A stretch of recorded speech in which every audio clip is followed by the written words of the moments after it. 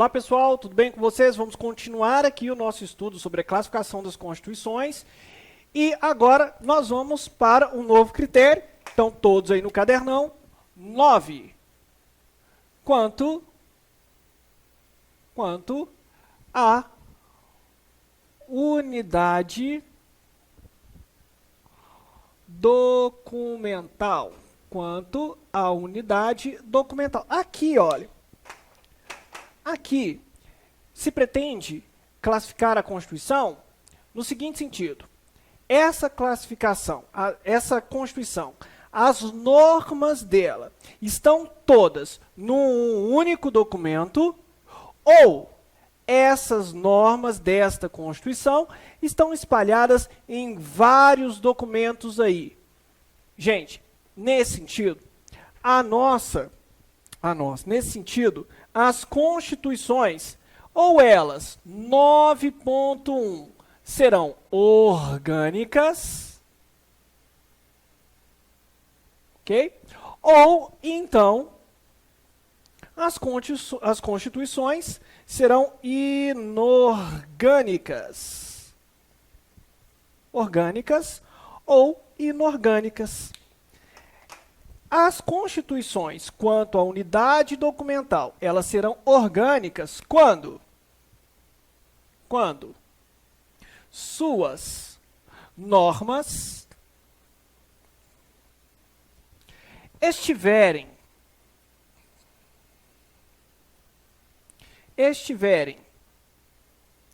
escritas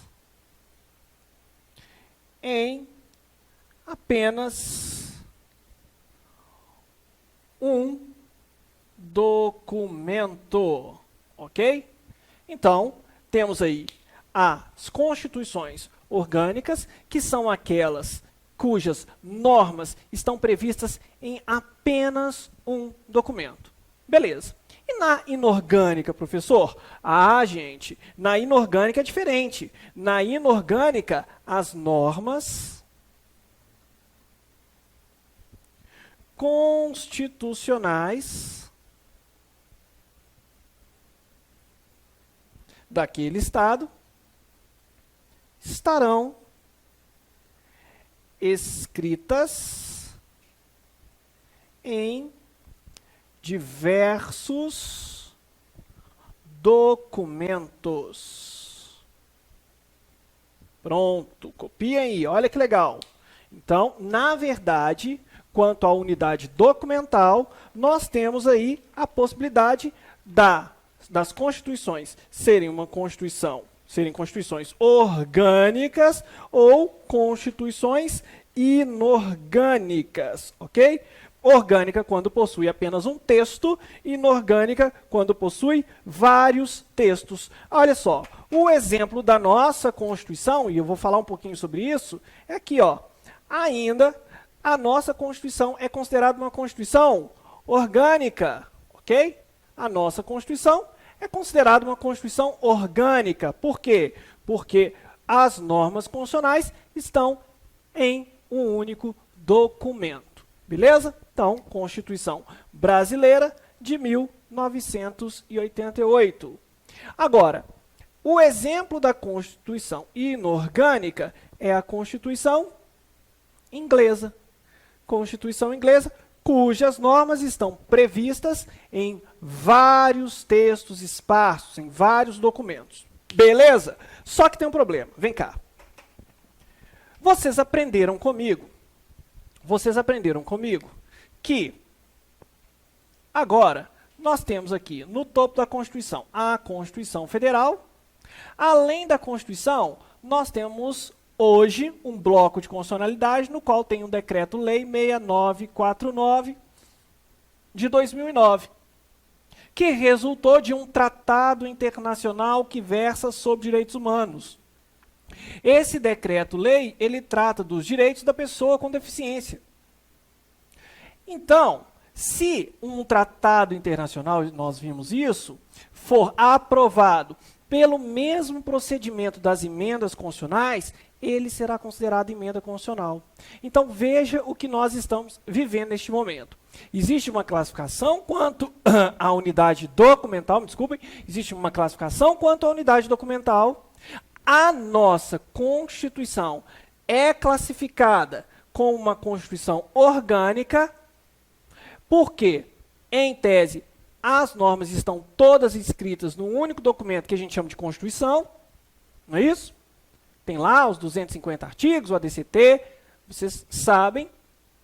Porém, agora, olha só, agora, com o advento do parágrafo 3º do artigo 5º, um tratado internacional que versa sobre direitos humanos pode ser considerado norma constitucional, tá? Embora exista aí normas constitucionais em tratados internacionais que versam sobre direitos humanos, ainda a doutrina majoritária considera a nossa Constituição ainda como uma Constituição orgânica. Beleza? Então, para todos os efeitos, para efeitos de prova, nossa Constituição, quanto à unidade documental, é uma Constituição orgânica. Beleza. Então, agora, vou apagar aqui, ó, porque nós vamos para a classificação mais importante, mais cobrada em prova, e é por isso que eu a deixei por último, ok? Então, anotem no cadernão de vocês. Agora nós estamos no número 10. Número 10, classificação da Constituição quanto à alterabilidade, estabilidade ou mutabilidade, são tudo sinônimos, né, gente? Todas palavras sinônimas. Mutabilidade, ok? Vamos lá. Esse critério diz respeito à alteração do texto constitucional. Beleza. E aí, gente, então quer dizer que a nossa Constituição, ela pode ser alterada? A nossa pode. Mas e as constituições que tem por aí? Elas são classificadas de acordo com o seu grau de alterabilidade, as normas previstas em relação à mutabilidade, à estabilidade daquela Constituição. E nesse sentido, nós vamos começar ali, ó, pelo método mais fácil e tudo. Então, do método mais fácil para o método mais difícil de alteração, nós vamos começar aí com a classificação número 1 quanto à alterabilidade. Então, ó, 10.1, a Constituição quanto à alterabilidade pode ser considerada, ó, facinho, hein? Flexível. Uma Constituição flexível. A Constituição flexível, gente, quando a gente fala, né, poxa, determinada pessoa é bem flexível, é uma pessoa fácil de lidar, uma pessoa que é tranquila, que muda, às vezes, um pensamento. Então, às vezes, quando a gente tem ali, ó, um problema, uma situação específica para resolver, que precisa mudar o pensamento de alguém, e aí, de repente, alguém fala para a gente assim, ó, aquela pessoa que você precisa mudar o pensamento dela em relação a um determinado ponto, fica tranquilo. Ela é uma pessoa flexível, uma pessoa fácil de lidar, ok? Então, aqui, a conotação que eu estou trazendo para vocês traz a mesma situação, mesma conotação. Veja, quanto à alterabilidade, as constituições podem ser consideradas como constituições flexíveis. E as constituições flexíveis, vamos anotar aqui, são aquelas em que o processo de alterabilidade, o processo de alteração,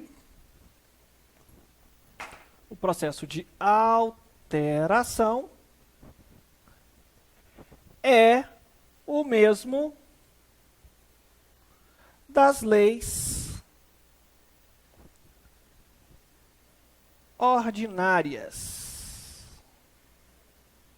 Então, perceba bem, imaginem só, nós temos aqui uma Constituição flexível, certo?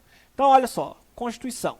A Constituição, para ser alterada, e aqui nós temos, ó, normas supralegal e normas infraconstitucionais, beleza?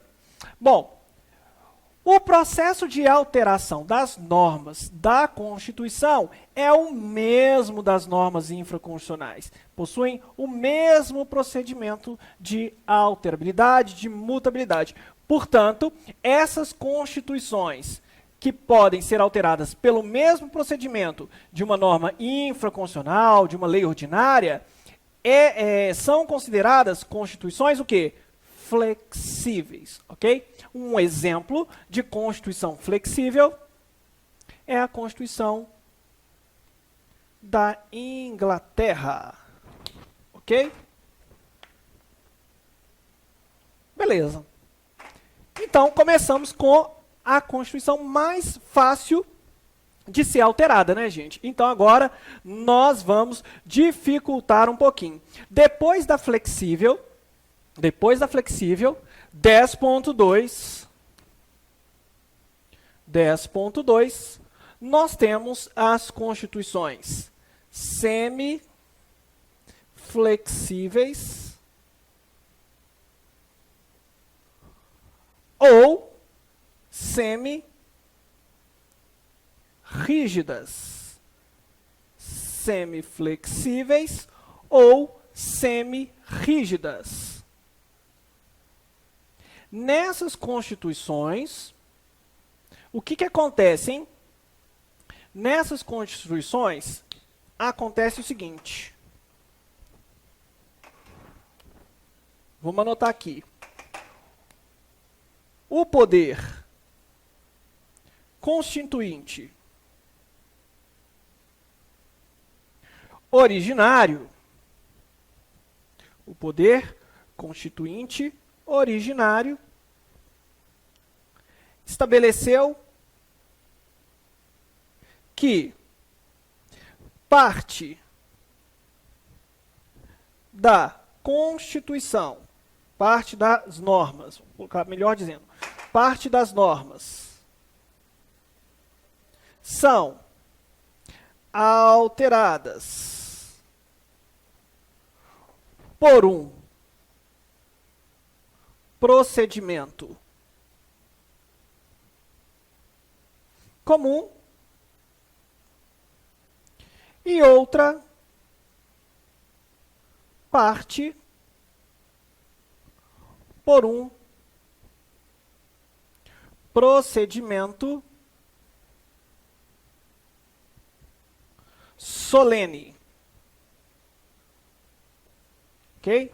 Então, podem copiar aí. Nas constituições semiflexíveis ou semi-rígidas, o poder constituinte estabeleceu que parte das normas constitucionais seriam alteradas por um processo solene e outras não. Exemplo de Constituição assim? A nossa Constituição de 1824. Gente, como é que seria isso? Veja, na semi-rígida e na semiflexível, nós temos aqui ó, o ADCT e nós temos aqui do artigo 1º ao 4º, né, e o restante até os 250. Na semiflexível ou semi-rígida, o constituinte originário, o poder constituinte originário, diz o seguinte, olha, do artigo 100 em diante, o procedimento é mais difícil para alterar a Constituição.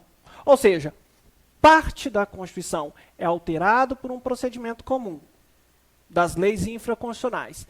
E o poder constituinte originário elege uma outra parte que só pode ser alterado por um procedimento solene, um procedimento dificultoso. Nesse caso, teríamos aí uma Constituição semiflexível ou uma Constituição também semi-rígida, ok? Beleza. Ótimo. Agora, vamos continuar. Veja, começamos com a forma mais fácil, que é a flexível, cujas normas são alteradas por um procedimento comum, o mesmo procedimento das leis infraconstitucionais. A semiflexível ou semirrígida, o PCO, Poder Constituinte Originário, elegeu parte dos artigos, parte das normas, para serem o quê? Modificadas por um procedimento comum e outra parte por um procedimento solene. Então, agora, nós vamos para o 10.3. 10.3. Constituições rígidas. Constituições rígidas. São aquelas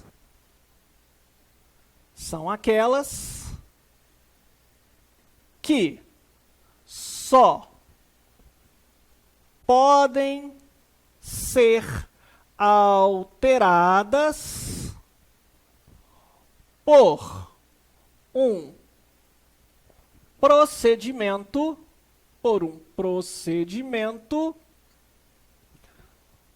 mais dificultoso.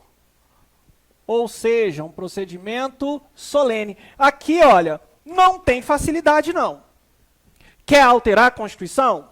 Aqui é o seguinte, para alterar a Constituição, tem que seguir um procedimento mais solene. Para alterar aqui esta Constituição, qualquer norma que seja, tem que seguir esse procedimento. E esse procedimento, ó, ele é bem difícil. Ele é um procedimento mais dificultoso do que o procedimento das leis infraconstitucionais. E olha só que interessante. A nossa Constituição, lá no artigo 60, fala desse procedimento e diz o seguinte, vejam só, para que a nossa Constituição, Constituição de 1988, que é o nosso exemplo aqui, ó, até colocar aqui de uma vez, seja alterado, ela vai ser alterada através de uma proposta de emenda constitucional. Essa proposta de emenda constitucional, ela tem que seguir o seguinte, ó, ela tem que passar primeiro turno, segundo turno,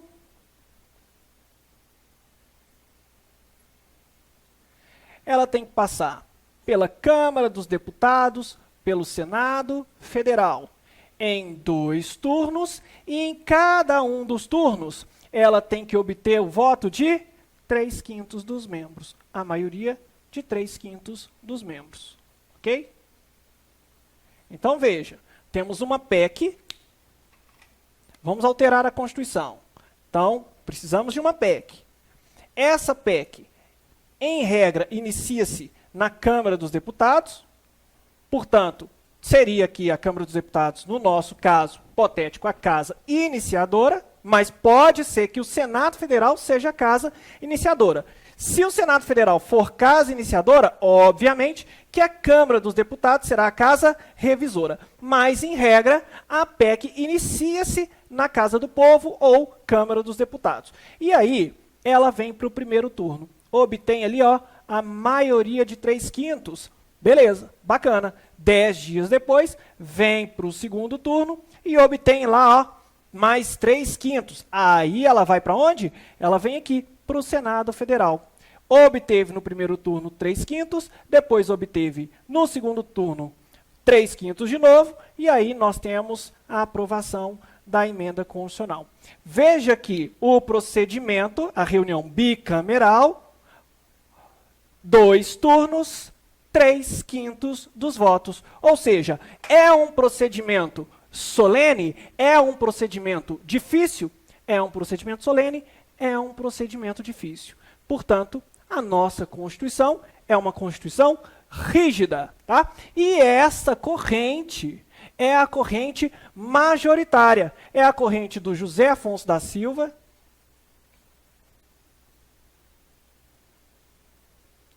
e, obviamente, a corrente do STF, que se manifestou dizendo que a nossa Constituição, quanto à alterabilidade, classifica-se como sendo uma Constituição rígida. Beleza, maravilha.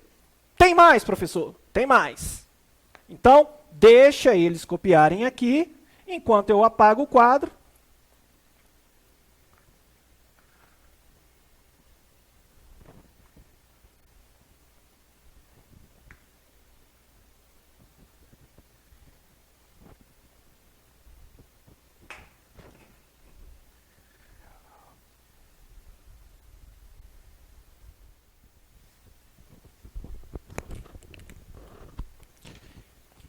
Então tá, gente, vamos lá, vamos continuar. 10.4. 10.4. Vamos agora para outra Constituição, cujo procedimento de alteração das suas normas é ainda mais difícil, ok? Então, Constituição super rígida. Super rígidas. Ok? Na Constituição super rígida, o que acontece? Vamos lá. Além do procedimento mais solene para alterar as suas normas,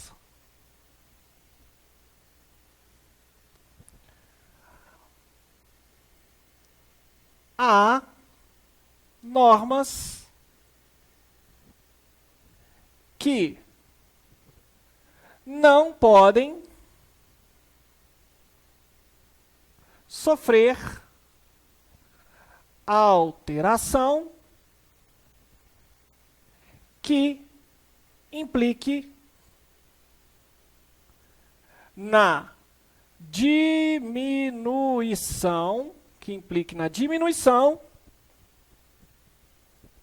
do direito. Entre parênteses, são as nossas cláusulas pétreas. Cláusula de pedra que não pode ser alterada. Mas nós sabemos que as cláusulas pétreas, elas podem ser alteradas, mas essa alteração nunca pode ser tendente a aboli-las, ok? Sempre no intuito de expandir, de aumentar aquele direito. É por essa razão, por existir a classificação da superrígida, é que, pela corrente minoritária, ou seja, a doutrina minoritária, classifica a nossa Constituição como uma Constituição super rígida. Dentre esses, Alexandre de Moraes, ok? Que classifica a nossa Constituição quanto à estabilidade como sendo uma Constituição super rígida. Beleza? Bom, mas a corrente majoritária, não se esqueçam, a corrente majoritária considera, olha aqui, ó, a nossa Constituição como Constituição o quê? Rígida. Não só a corrente majoritária, como a nossa Corte Maior, o Supremo Tribunal Federal. Então, para efeito de prova, a nossa Constituição, quanto à alterabilidade, se classifica como Constituição rígida, ok? Então, vamos continuar ainda na classificação. Quanto à alterabilidade, 10.5, Constituição imutável. Imutável. E olha só que interessante. Na Constituição imutável, nós vamos ter aqui, ó, duas possibilidades. A relativamente imutável e a absolutamente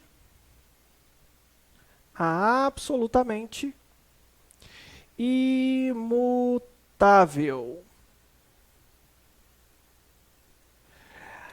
Vamos lá. A absolutamente imutável não admite qualquer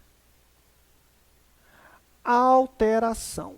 Não admite qualquer alteração pelo poder constituinte derivado. Somente o poder constituinte originário pode alterar. E quando fizer isso, ele vai revogar e inaugurar uma nova ordem constitucional. Portanto, essa Constituição, ou seja, a Constituição absolutamente imutável, não admite alteração em qualquer hipótese. Diferente da relativamente imutável. A relativamente imutável, olha só que interessante, ela somente admitirá alteração após um determinado prazo, após um determinado tempo. Ok? Vamos colocar tempo melhor. Após um determinado tempo. A Constituição nasce imutável. Olha, dentro do período de 4 anos, esta Constituição não pode sofrer qualquer alteração. Não existe alteração para essa Constituição nos próximos 4 anos. Depois de 4 anos, aí sim, aí pode haver alteração. Tá? O exemplo é a nossa Constituição de 1824. Ok? A Constituição de 1824 não admite alteração. Só depois de um período de 4 anos, depois que foi este caso aqui. Tá certo? Então, gente, essa é a classificação quanto à alterabilidade, quanto à estabilidade, quanto à mutabilidade. Ok? Aguardo vocês no próximo encontro. Um grande abraço para vocês. Até mais.